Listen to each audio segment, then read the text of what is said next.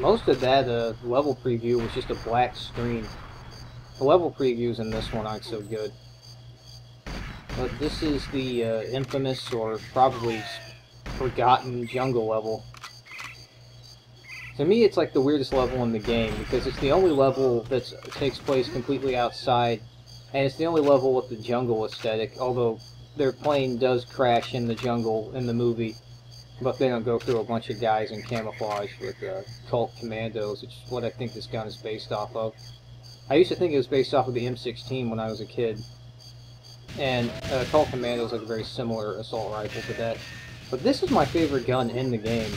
I mean, this is a really good gun. It can zoom in. It does more damage than the KF-7 Soviet. It does the most damage of any of the assault rifles. It's one of the most powerful weapons in the game. It can also shoot through multiple targets. And I just like the way it looks, and I like the sound it makes.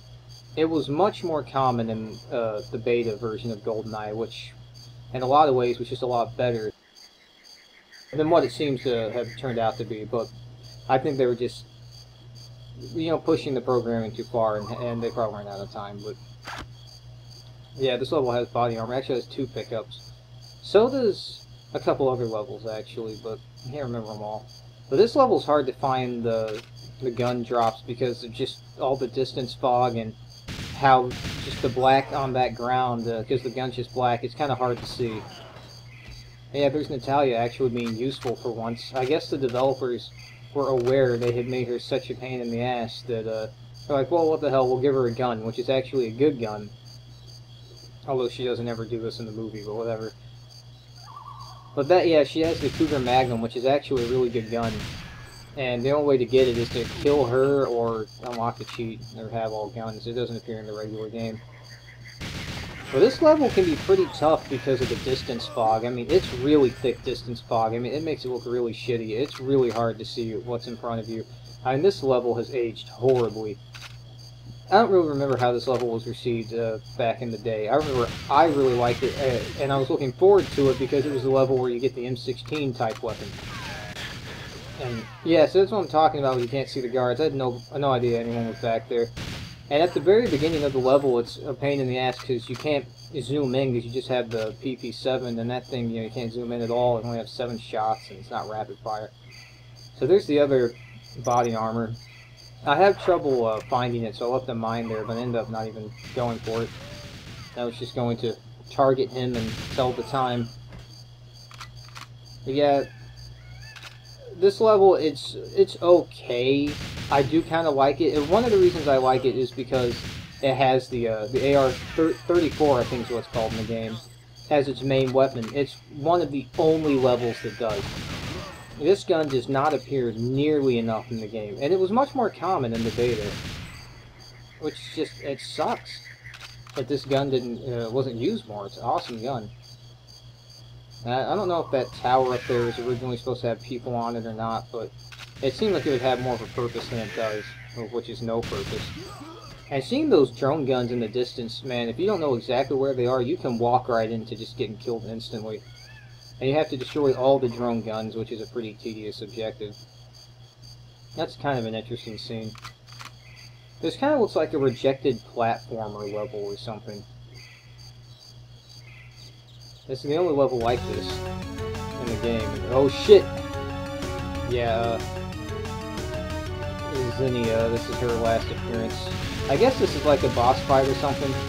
This can actually be a little bit hard on 00 agents if you don't know to just stand back here and shoot her like this, like she didn't even get up to us.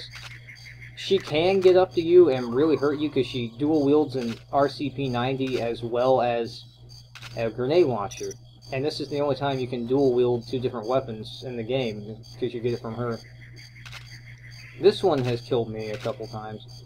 I'm trying to figure out new, interesting ways to destroy the drone gun, but I just ended up missing. I didn't miss any of the other times I was playing it. But yeah, in the movie, Xenia drops down in a helicopter, and like there's this whole scene where she kicks James and Natalia's ass. And there was a helicopter programmed to be in the level, but it ended up not being able to get into the level, so you know, they ended up not being able to do that.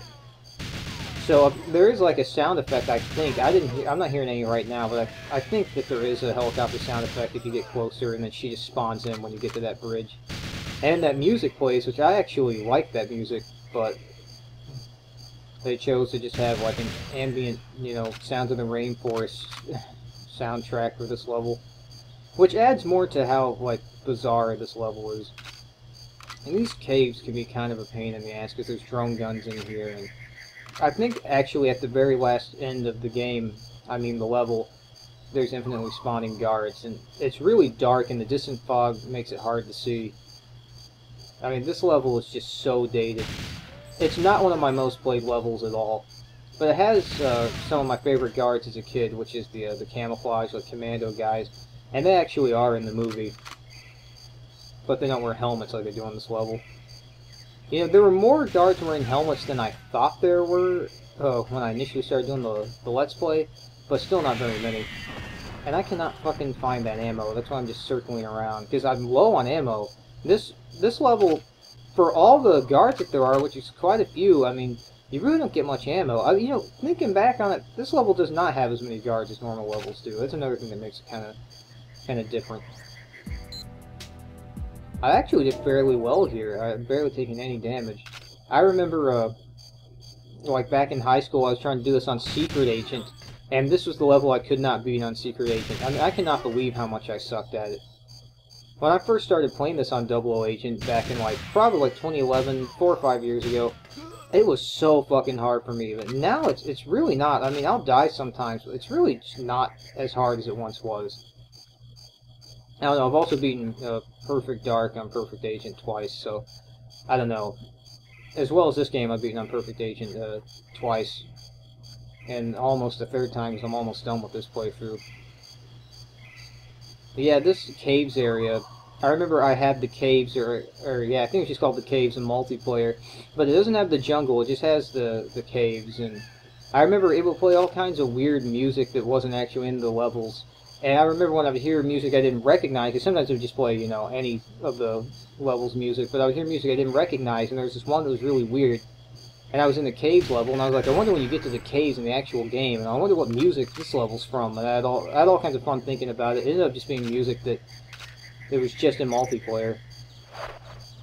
You know, I wish multiplayer with this game was, you know, still a viable thing to do, but it just isn't. I mean, it could be, but most people don't want to play it. And I hate objectives like destroy the ammo dump. That feels so tacked on.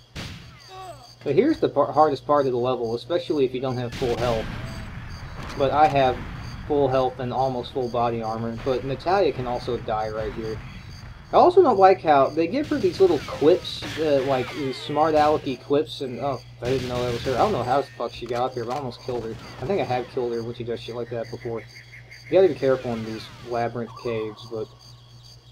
So they give her these little quips like loser. Ooh, ouch, that must have hurt. I don't think any happened in this recording, but she does have those, and I don't like how the developers tried to give her some cute, sassy personality when before she had no personality. And her personality in the movie isn't like that either. She doesn't have a personality in the movie. She's just kind of a bitch.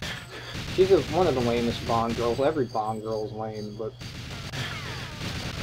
whatever, she's the most memorable to me because I grew up on this game and that Goldeneye movie. So at this point I was like, fuck it, you can just lose a lot of health right here and you might even die. And also I think they're infinitely spawning right here, so just fuck it, go through the RCP-90. I like that one, that ending cutscene, but I think it would have been better if it showed guards running up and then getting shot and killed. They can do stuff like that, like at the end of the depot, like the depot cutscene, but...